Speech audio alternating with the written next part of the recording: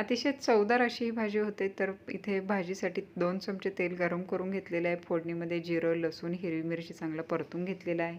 हिंग टाकलेलं आहे. बटाटा परतून घेतलेला आहे. मूग डाळ टाकलेली आहे. चवीपुरतं मीठ देखील टाकलेलं आहे. बटाटाचा शिजत आला की मग याच्यामध्ये धुवून घेतलेली मेथीची भाजी टाकायची आहे. त्यानंतर भाजी 2 ते 3 मिनिट झाकण ठेवून शिजवून घेतलेली आहे.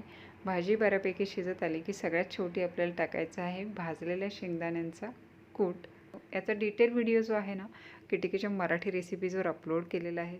डिटेल व्हिडिओमध्ये तुम्हाला भाजी निवडण्यापासून स्वच्छ धुण्यापर्यंत आणि शिजल्यानंतर त्याचा रंग आणि चवही एकदम मस्त अशी येईल यासाठी भरपूर अशा टिप्स सांगितलेल्या आहेत. थंडीचा सीझन चालू झालेला आहे. बाजारामध्ये पुष्कळ अशी भाजी येत आहे. त्यातही जर ती लसणामध्ये वाढवलेली भाजी असेल तर चवीला खूप छान लागते. नक्की या सीझनमध्ये या पद्धतीची भाजी करून पहा. रेसिपी नक्कीच आवडली असेल तर रेसिपीला लाईक, कमेंट, शेअर करा.